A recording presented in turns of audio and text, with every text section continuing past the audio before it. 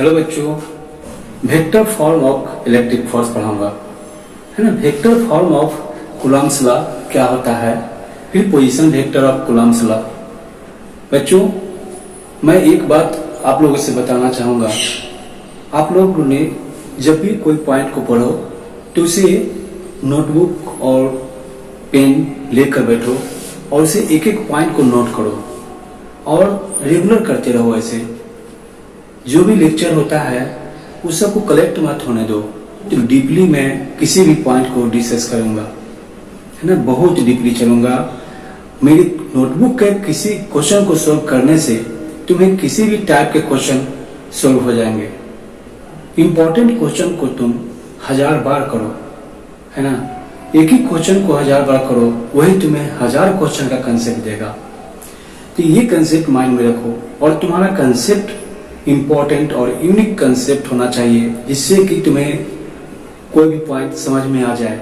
अगर तुम्हारा कंसेप्ट की कमी होगी तो तुम्हें नहीं समझ में आएगा, तुम्हारा न्यूमेरिकल समझ में नहीं आएगा।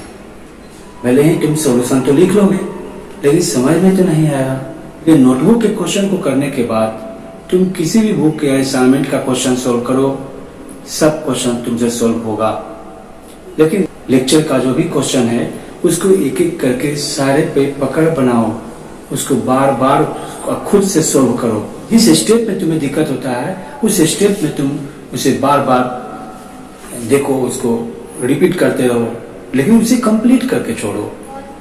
मैं तो देख ही रहा हूँ कौन कौन सा पॉइंट तुम्हारे जेईई और नीट के लिए इंपॉर्टेंट है। ऐसे ध्यान से पढ़ो, सारा पॉइंट कंप्लीट होगा, बोर्ड में भी बहुत अच्छे मार्क्स आएंगे। बात का ध्यान रखते हुए मैं स्टार्ट करता हूं बच्चों। कूलम्ब्स लॉ यानी क्या था, उसमें 2 पॉइंट चार्जेस के बीच फोर्स, है ना, 2 पॉइंट चार्जेस के बीच जो फोर्स अप्लाई होता है वो 3 पॉइंट पे डिपेंड करता है। वो डिस्कस किया था मैंने। तो मीडियम तक का मैंने डिस्कस किया। अगर कोई 2 पॉइंट चार्जेस को तुम किसी मीडियम में डिप करते हो उसे तो क्या होता है, उसमें 2 केस मैंने बताया कि उसे अगर तुम कंप्लीटली डिप कर देते हो किसी भी मीडियम में, मान लो वाटर है, वाटर में ही दोनों पॉइंट चार्ज को तुम कंप्लीटली इंसर्ट डिप कर देते हो तो क्या होता है। अगर तुम उसे पार्शियली डिप करते हो तब क्या होता है, दोनों पॉइंट चार्ज के बीच में तुम पार्शियली किसी मीडियम को इंसर्ट कर दो तब उसके बीच इलेक्ट्रिक फोर्स क्या होगा। इन सब बातों को मैंने ध्यान में रख करके तुमसे क्वेश्चन करवाया है। उस क्वेश्चन को बार बार सोल्व करो, उस पे बेस्ड कोई भी क्वेश्चन, मीडियम पे बेस्ड कोई भी क्वेश्चन तुमसे सोल्व हो जाएगा बच्चों।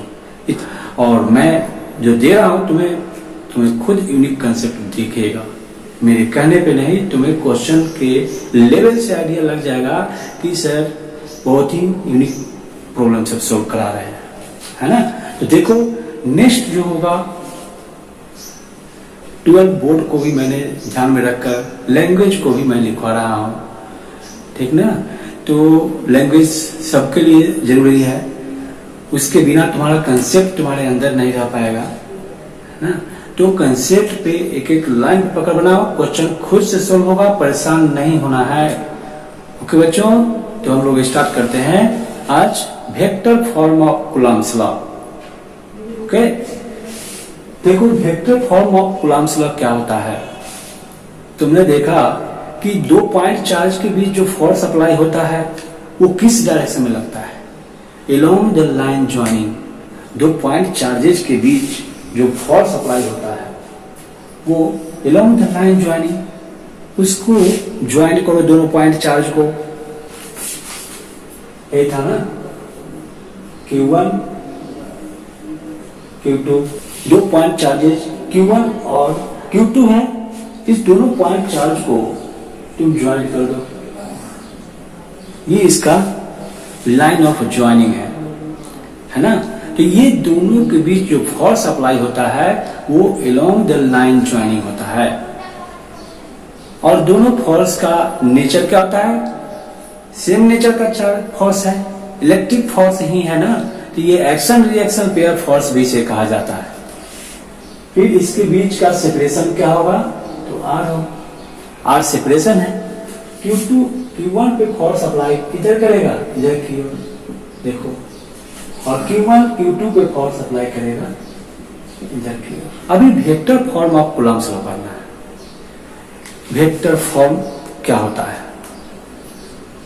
तो देखो कि Q1 जब Q2 पे फोर्स अप्लाई करेगा, Q2 Q1 पे फोर्स अप्लाई करेगा, तो उस फोर्स को कहेंगे 1 2 रखो।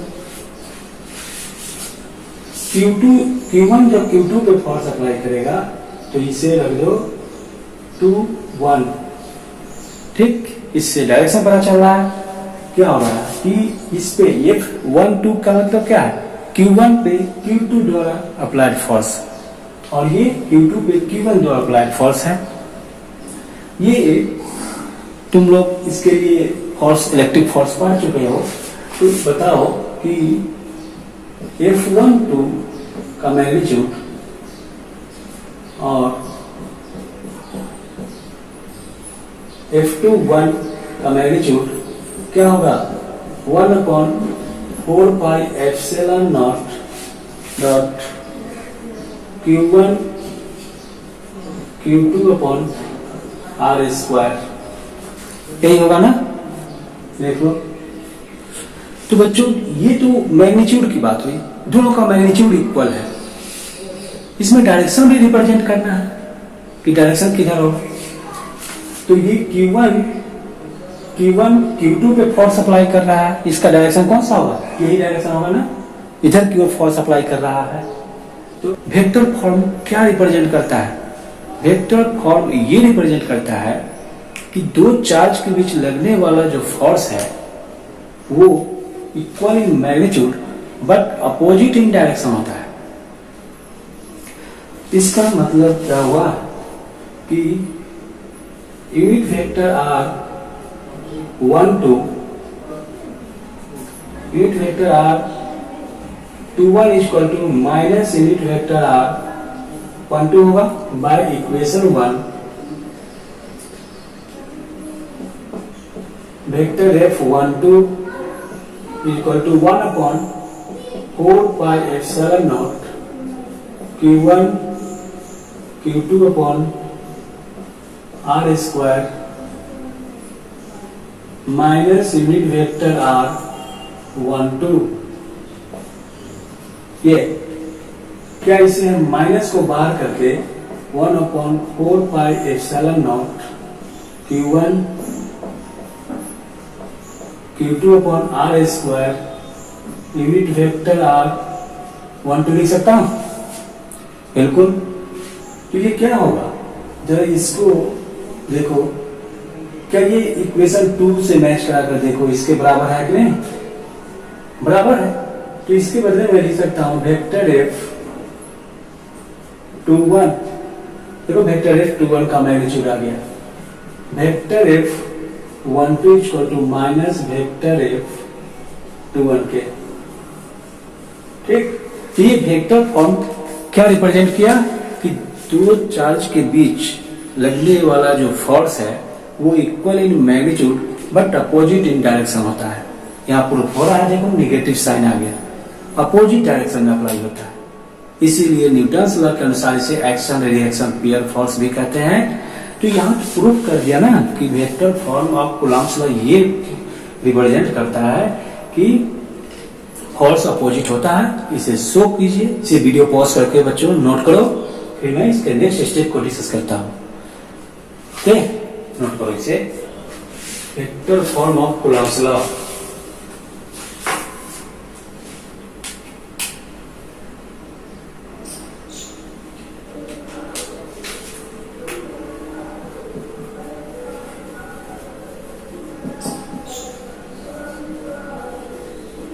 बच्चों, position vector of Coulomb's law.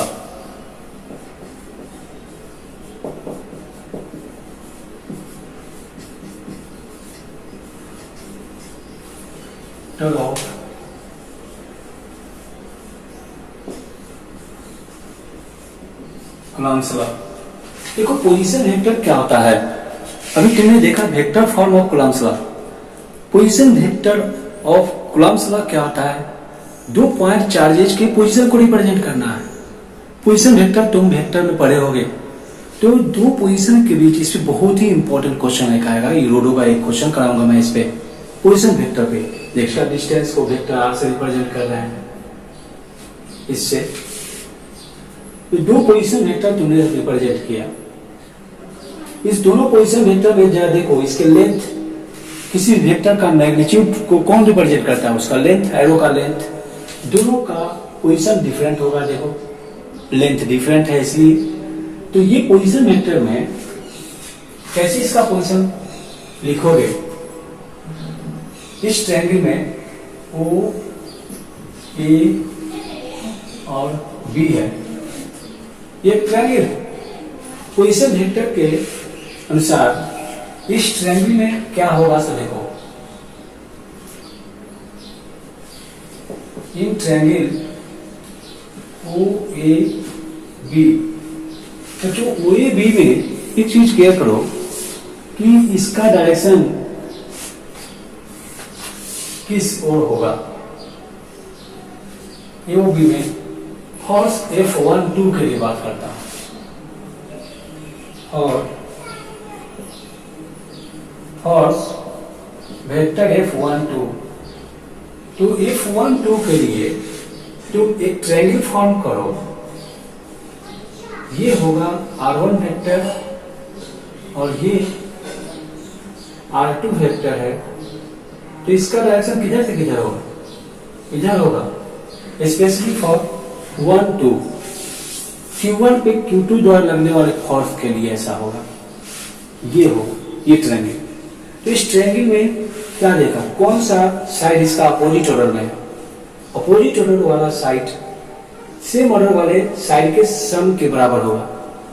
देखो सेम ऑर्डर का क्या पहचान होता है, एक का हेड दूसरे के टेल से कनेक्टेड है ना, तो अपोजिट ऑर्डर में तो ये है, और ये तुम लिख दो वेक्टर आर।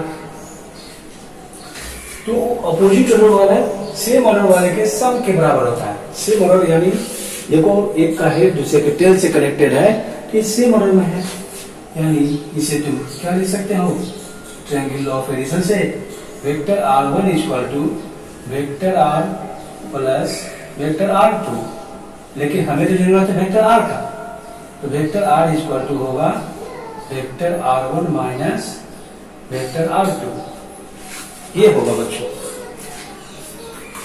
तो फोर्स F12 के लिए देखते हैं क्या होता है।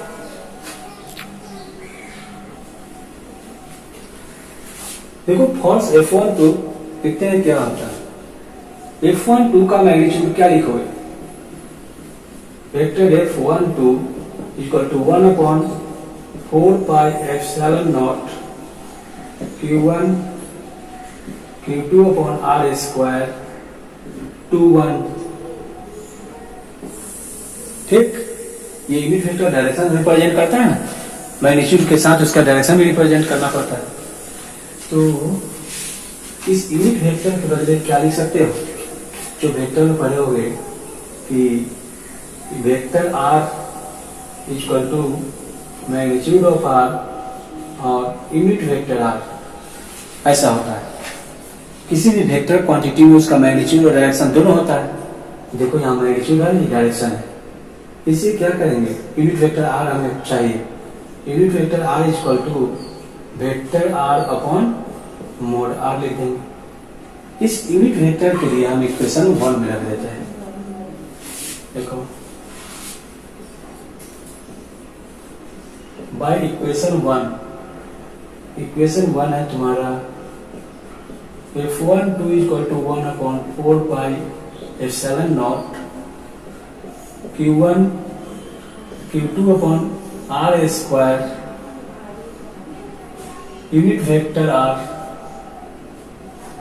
2 1 या 1 2 जो 2 1 2 1/4 pi epsilon naught Q1 Q2 upon इस यूनिट वेक्टर R21 के जगह पे क्या लिखोगे, यही vector R upon mod R, vector R upon mod R लिखो,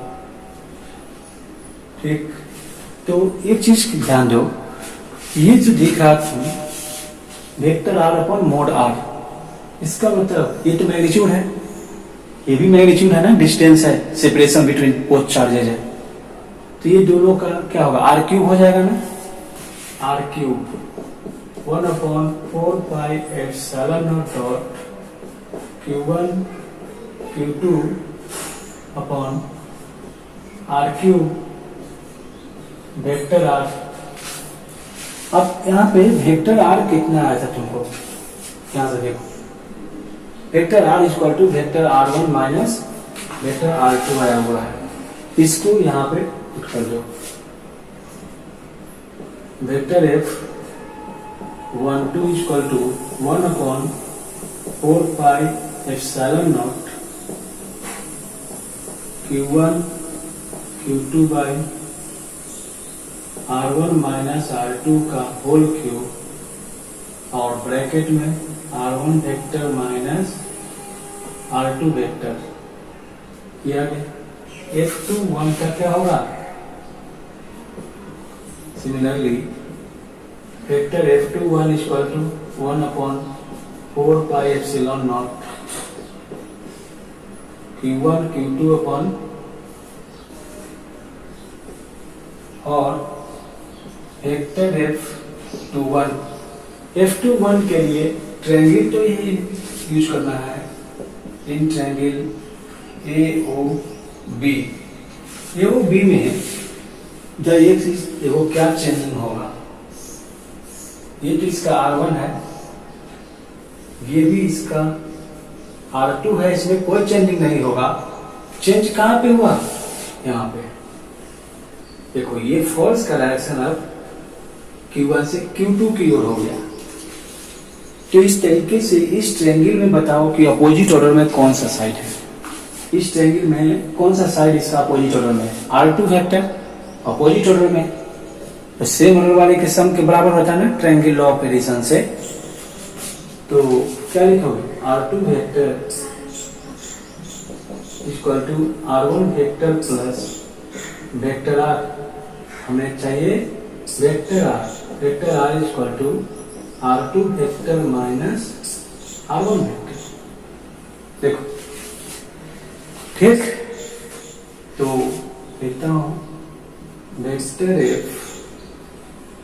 F21 equal to 1/4πε0 Q1 Q2 upon R square unit vector R12, एक जगह था ना वेक्टर फॉर्म में, तो इस यूनिट वेक्टर R12 को क्या लिख सकते हो, 1/4πε0 Q1 Q2 अपॉन, डायरेक्ट लिख देता हूं, तुम पहले लिख चुके हो, वेक्टर R, इसे 1/4πε0 Q1 Q2 upon R2 minus R1 का क्यूब और R2 माइनस R1 वेक्टर होगा, ये प्रूफ हो गया। ठीक, पोजीशन वेक्टर में अभी स्टेज जो मैं एक लूडो का क्वेश्चन करने वाला हूँ, वहां पे अगर इस टाइप से कोई क्वेश्चन आए तो परेशान मत होना, वहां समझ जाना पोजीशन वेक्टर का फॉर्म में है, Coulomb's law in position vector है। पोजीशन वेक्टर में इस दोनों में क्या डिफरेंस, क्या चेंजिंग तुम देखे हो, जब Q2 Q1 पे फोर्स अप्लाई किया था, देखा था कि R1 माइनस R2 आया था और इसमें R2 माइनस R1 आ रहा है। जब Q1 पे Q2 फोर्स अप्लाई कर रहा था तब उसका पोजीशन वेक्टर में क्या आया था, R1 माइनस R2। फर्स्ट के पोजीशन से सेकेंड वेक्टर के पोजीशन को घटाना था।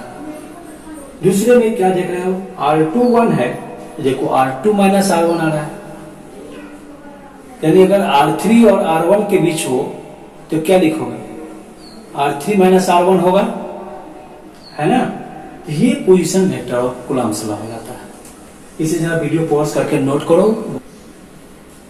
बच्चों, इस क्वेश्चन को तुम वीडियो पॉज करके नोट करो, ये तुम्हारे पोजीशन वेक्टर फॉर्म पे ही बेस्ड है। क्या कह रहा है क्वेश्चन, जरा एक बार मैं समझा देता हूँ। Two positive charges Q1 and Q2 are located at the points which radius vectors position vector r1 and r2, ठीक, जो पोजीशन वेक्टर है दिया।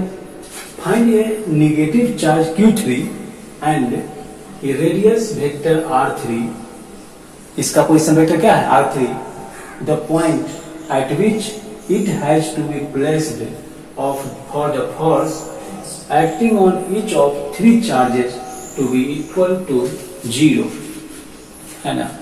तो थर्ड चार्ज को कहाँ पे रखोगे, जहां पर एक दूसरे के द्वारा अप्लाइड फोर्स नेट फोर्स उस पर 0 हो, यही कैलकुलेट करना है। तो जरा इसे वीडियो पॉज करके नोट करो और 2 मिनट ट्राई करो। मान लो यहां पर Q1 है, Q1 और यहां पर Q2 है, इस दोनों का पोजीशन रिप्रेजेंट करो, इधर x एक्सिस और इधर y एक्सिस होगा। यहां से इसका पोजीशन है Q1 का पोजीशन R1 है और Q2 का पोजीशन है R2। ये दोनों पॉजिटिव चार्ज है, पॉजिटिव चार्ज है। अब ये दोनों का पोजीशन भी दिया हुआ है। इसके बाद थर्ड चार्ज जो नेगेटिव चार्ज है वो रेडियस ऑफ वेक्टर r3 पे है। तो इसका इसी के बीच में along द लाइन ज्वाइनिंग ही है, कहीं पे यहाँ पे माइनस Q3 है। इसका पोजीशन क्या लिखोगे, ये R3 वेक्टर हो गया। बच्चों एक चीज यहां पे ध्यान रखो, Q3 अगर इक्विलिब्रियम में है तो इस पे नेट फोर्स क्या होगा, 0 होगा, ठीक। कोई बॉडी इक्विलिब्रियम में कब कहा जाता है, जब उस पे नेट फोर्स 0 रहता है। इक्विलिब्रियम का कंडीशन मैं इसके बाद मैं डिस्कस करूंगा, उसको प्रॉब्लम भी सोल्व कराऊंगा तुमसे। तो उसमें इक्विलिब्रियम कहने का मतलब क्या है कि नेट फोर्स जिस बॉडी पे 0 हो जाता है उसको इक्विलिब्रियम में कहा जाता है। ऐसे वेक्टर में मैंने पढ़ाया था, इक्विलिब्रियम में स्टेबल इक्विलिब्रियम होता है, अनस्टेबल इक्विलिब्रियम होता है, न्यूट्रल इक्विलिब्रियम होता है ना। तो वो सब हम इसके बाद वाले स्टेप में डिस्कस करूंगा, बाद वाले लेक्चर में। अभी हमें इतना जानो कि किसी भी पॉइंट को अगर हम इक्विलिब्रियम में कर रहे हैं, कोई चार्ज पार्टिकल अगर इक्विलिब्रियम में है, इसका मतलब उस पे एफ नेट क्या है, 0 है। तो एफ नेट इस पे 0 Q3 पे है, तो Q3 पे एफ नेट 0 होगा बच्चों। तो क्या होगा, Q2 इस पे फोर्स अप्लाई करेगा, देखो Q2 क्या करेगा, Q3 पे अपनी ओर अट्रैक्ट करेगा, इधर की ओर फोर्स अप्लाई करेगा। फिर ये Q1 Q3 पे फोर्स अप्लाई करेगा, ठीक, दोनों। यहाँ पे एफ नेट क्या होगा, एफ नेट इक्वल टू 0। तो देखो और इक्विलिब्रियम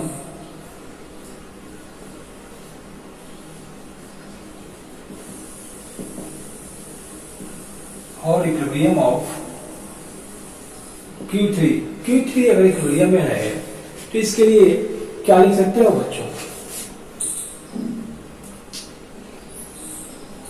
वेक्टर F, इसे क्या लिखोगे, Q3 और Q2 है, F Q3 Q2, इधर वाले फोर्स को वेक्टर F Q1 Q3 होगा, ठीक, Q3 Q1। तो if vector F Q3 Q1 plus vector F Q3 Q2 equal to 0, net force क्या होगा, इस पे 0 हो जाएगा। तो बच्चों इसके लिए क्या लिखोगे, वेक्टर F Q3 Q1 और Q3 Q2 के लिए क्या लिखोगे, Q3 Q1 के लिए फोर्स लिखो होगा 1/4πε0 डॉट Q3 Q2 अपॉन देखो क्या लिखोगे R3 माइनस R2 का क्यूब और R3 vector minus R2 vector equal to 0 आएगा, ठीक ना। तो इसी अगर तुम उस साइड लिखोगे तो माइनस में आ जाएगा बच्चों 1/4πε0 Q1 Q3 upon R3 minus R1 cube R3 vector minus R1 equal to minus 1/4πε0 Q3 Q2 upon R3 minus R2 का क्यूब R3 माइनस R2। तो बच्चों ये तो कैंसिल हो जाएगा, ठीक। Q3 भी कैंसिल होगा। अब इसमें क्या होगा, ये बच जाएगा Q1 R3 minus R1 upon R3 minus R1 का cube equal to Q2 R3 minus R2 upon R3 minus R2 का क्यूब होगा, ये आ जाएगा बच्चों। इस इक्वेशन से हम लोग क्या कर सकते हैं, इसका R3 कैलकुलेट कर सकते हैं, R3 और R3 कैलकुलेट करने के बाद देखो कि तुम Q3 को इक्विलिब्रियम में पहले रखा 4πε0 dot Q3 Q1 upon R1 minus R3 का cube R1 minus R3 plus 1/4πε0 dot Q3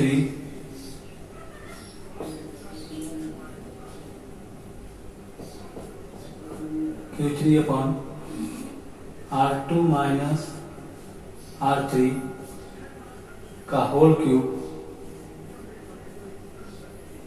R2 minus R3 equal to 0। तो क्या होगा 1/4πε0 Q3 R1 माइनस R3 का whole cube R1 minus R3 equal to minus 1/4πε0 Q2 Q3 upon R2 R3 का cube R2 minus R3, ठीक। दोनों minus में आ गए, ये टर्म को कैंसिल करो, फिर ये भी कैंसिल होगा दोनों ओर से बच्चों। इसे कट कर दो, ये स्क्वायर होगा, क्या लिखोगे ऊपर क्या बचा Q1 upon R1 minus R3 का square equal to minus Q2 upon R2 minus R3 का होल स्क्वायर। ये फिर से वीडियो पॉज करके जरा नोट करो, ठीक। इसके बाद मैं इसके नेक्स्ट स्टेप को बताता हूँ। तो बच्चों अब क्या करोगे, नोट कर लिए होगे Q1 upon R1 minus R3 का square equal to minus Q2 upon R2 minus R3 का स्क्वायर क्रॉस मल्टीप्लाई करो Q1 R2 माइनस R3 का square equal to minus Q2 R1 minus R3 का स्क्वायर, ठीक। हमें क्या कैलकुलेट करना है, R3 क्या होगा स्क्वायर करने पे Q1 का root R2 minus R3 equal to minus Q2 का रूट R1 माइनस R3 हो जाएगा। तुम्हें कैलकुलेट करना है R3, मल्टीप्लाई करो root Q1 R2 minus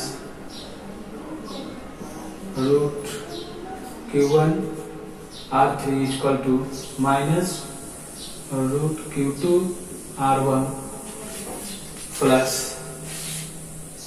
root Q2 R3। इतना ये कॉमन नहीं है, क्या आएगा बच्चों? Q2 minus root under Q1 equal to ये क्या होगा? Minus root Q2 R1 minus root Q1 R2 upon यहाँ पे इतना लिख दिया, तो R3 इक्वल टू होगा minus root Q2 R1 minus root Q1 R2 upon root Q2 minus root Q1, ये वैल्यू आया R3 का। ठीक, तो बच्चों अभी ये तो हम लोग R3 कैलकुलेट किए हैं। अब Q1 के इक्विलिब्रियम की बात करेंगे। जब Q1 इक्विलिब्रियम में होगा तो क्या होगा? Q2 और Q3 के साथ उसका फोर्स कैलकुलेट करेंगे, फिर नेट फोर्स उस पर कैलकुलेट। क्या था यहाँ पे? Q1 Q2 और Q3 और यहाँ पे Q2 था। यहाँ से ये R1 R2 और ये R3 था। तो इसके लिए पहले ये इसको तुम इक्विलिब्रियम में रखा था, अब लिखना है और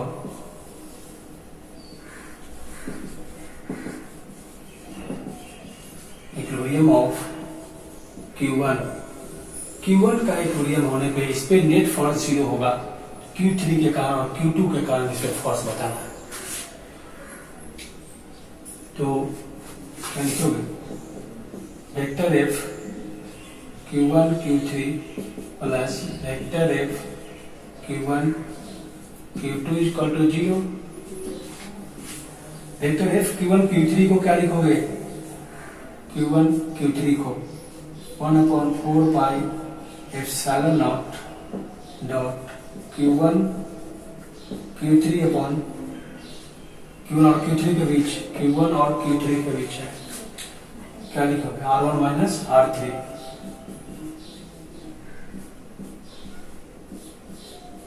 R1 माइनस R3 का ना plus 1/4 pi epsilon naught Q1 Q2 upon R1 minus R2।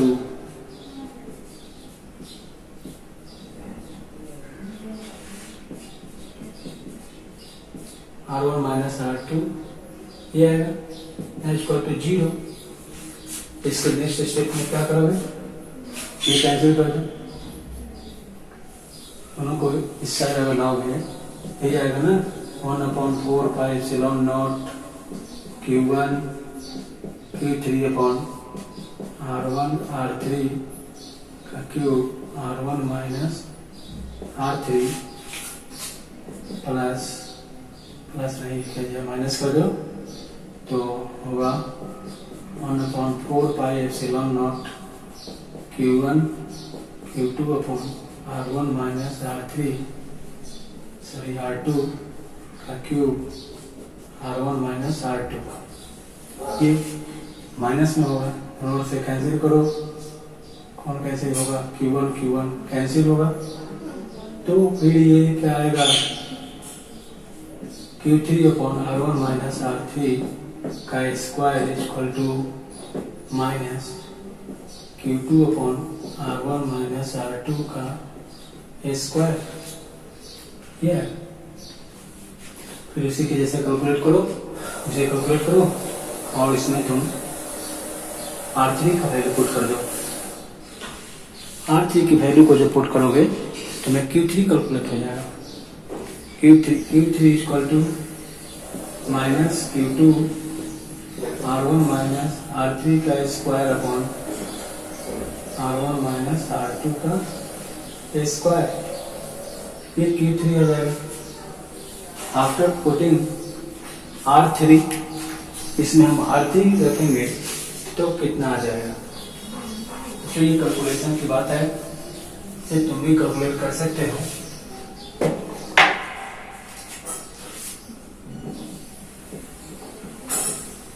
After putting R3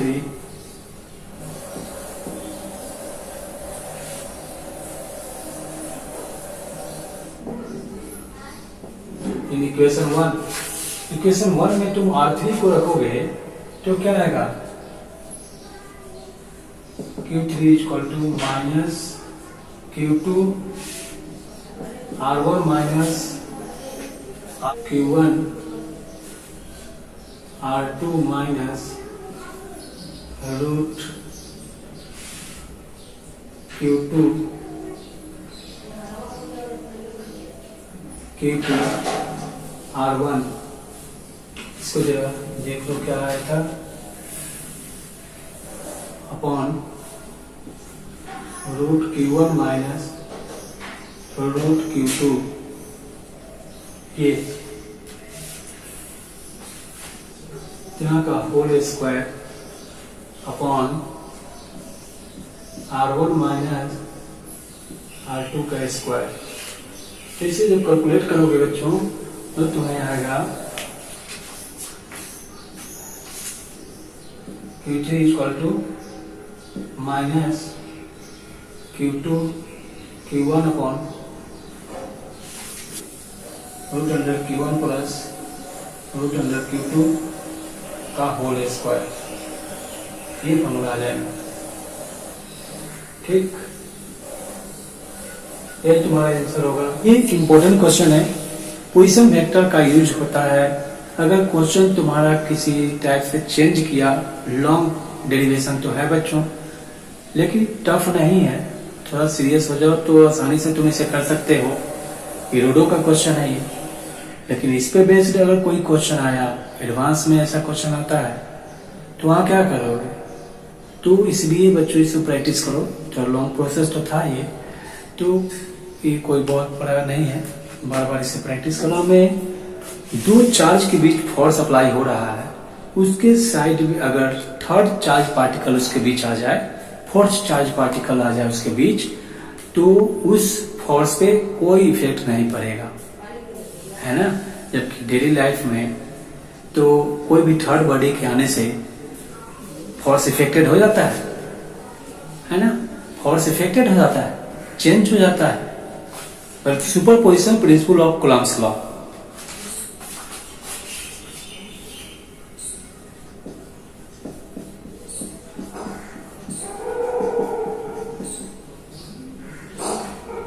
superposition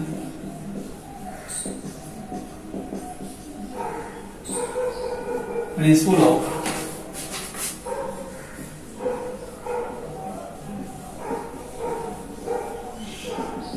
Coulomb's law.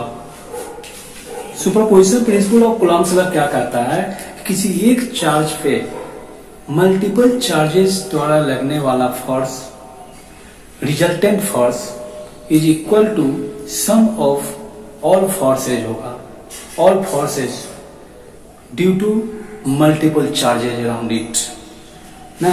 एक चार्ज है, कोई चार्ज पार्टिकल मान लो तुमने Q1 रखा, इस पे इसके अराउंड जितना भी चार्ज होगा, तो 2 पॉइंट चार्ज के लिए मान लो यहाँ पे Q2 चार्ज है, तो इसके बीच फोर्स किधर अप्लाई होगा, इधर Q है ना।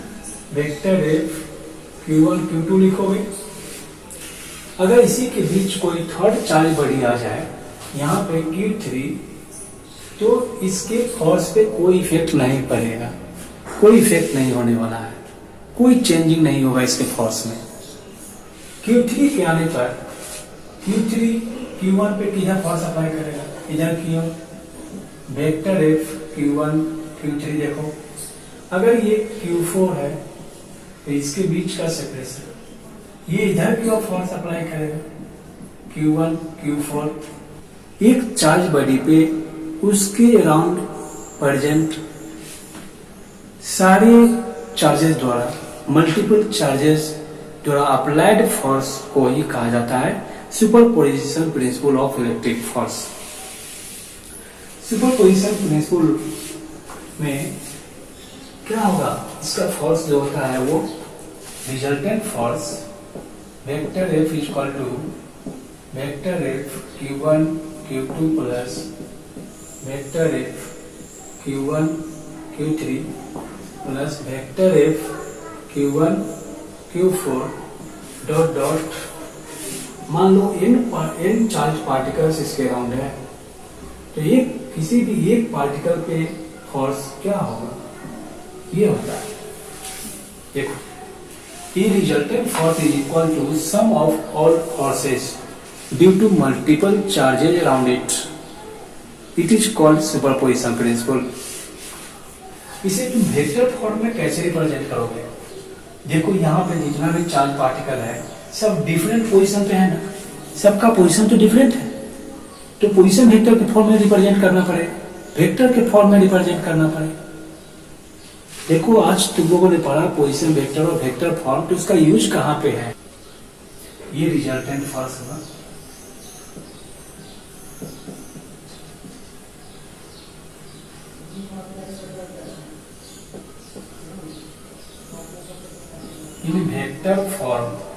वेक्टर फॉर्म में क्या लिखोगे, vector F equal to 1/4 pi epsilon naught Q2 upon R12 का square, unit vector R21 plus 1/4 pi epsilon naught dot Q1 Q2 upon R13 का स्क्वायर,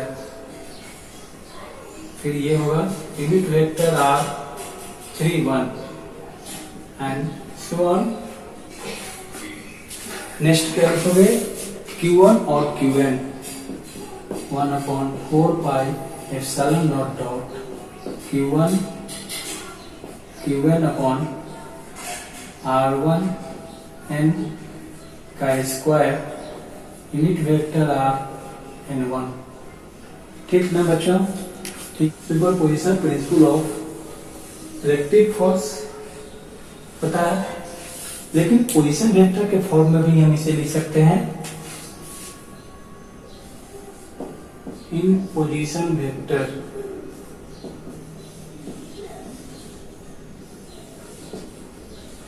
इन पोजीशन वेक्टर, पोजीशन वेक्टर के form में कैसे लिखोगे, vector F equal to 1/4 pi epsilon naught Q1 Q2 upon R1 minus R2 का cube और R1 minus R2 vector plus 1/4 pi epsilon naught Q1 Q3 upon R1 minus R3 का cube R1 minus R3 so on 1/4 pi epsilon naught Q1 Qn upon R1 minus Rn का cube R1 minus Rn। ठीक, ये हो गया तुम्हारा position vector के form में। इसी superposition principle of Coulomb's law या इलेक्ट्रिक फोर्स बोलते हैं। इसको मैं लैंग्वेज लिख देता हूँ, हेंस लास्ट में लिख लो, hence the resultant force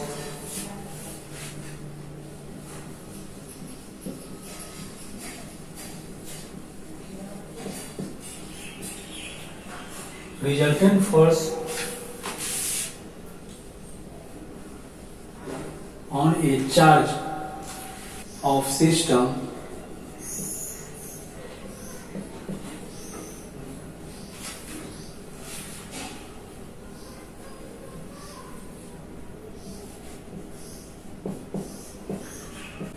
due to multiple charges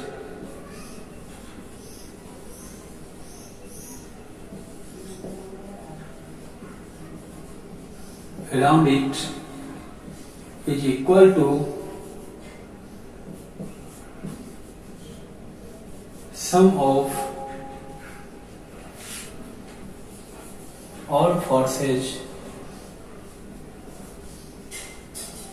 due to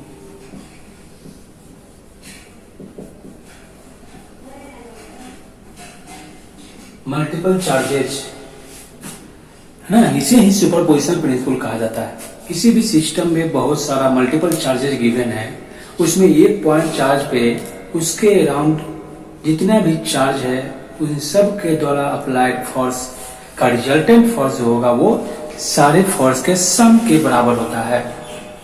इसे ही superposition principle of electric force कहा जाता है। कोई से इलेक्ट्रिक फील्ड में भी पढ़ाते हैं। सुपरपोजिशन प्रिंसिपल पे हम लोग एक एग्जांपल करते हैं। मान लो इस ओरिजिन पे कोई एक कूलम चार्ज है, 1 कूलम चार्ज इसके ओरिजिन पे, और एक्स एक्सिस के लॉन्ग बहुत सारे चार्जेज हैं। यहाँ पे 1 कूलम, ये देखो यहाँ पे 27 coulomb and finally 1000 coulomb charge है। सब यहाँ से 1 मीटर के डिस्टेंस पे है, ये 2 मीटर के डिस्टेंस पे है, ये 3 मीटर के डिस्टेंस पे है। इस ओरिजिन पे जो चार्ज है उस पे फोर्स क्या होगा ये कैलकुलेट करना है तुम्हें। इससे सुपरपोजिशन प्रिंसिपल से ना, सुपरपोजिशन प्रिंसिपल से इस vector F equal to 1/4 pi epsilon naught. Q1 कितना है 1 इंटू 1/1 का square plus 1/4 pi epsilon naught dot 1 into 8/2 का square 1/4 pi epsilon naught dot 1/4 pi epsilon naught dot 1 into 1000 upon इतना 10 metre तक है, 10 का स्क्वायर 1/4 पाई एप्सिलॉन नॉट तो सब में कॉमन हो गया, 1/4 पाई एप्सिलॉन नॉट 1 भी सब में कॉमन है। इसके बाद ऊपर क्या है यहाँ पे 1 8 और समथिंग, तो कैसे 1 का क्यूब 2 का क्यूब 3 का क्यूब और 10 का क्यूब लिख सकते हो। और नीचे क्या आएगा 1 square 2 square 3 square dot dot, इसे क्या लिख सकते हो 1 प्लस 2 प्लस 3 सो 10, 1 square 2 square 3 square dot dot 10 square. नीचे में क्या है 1 square 2 square 3 square plus 10 square. इससे इसे कैंसिल करो, क्या बचेगा 1/4 पाई एप्सिलॉन नॉट, ये 1 प्लस 2 प्लस 3 डॉट डॉट 10, ये बच जाएगा ना। तो इसे क्या होता है बच्चों 1/4 पाई एप्सिलॉन नॉट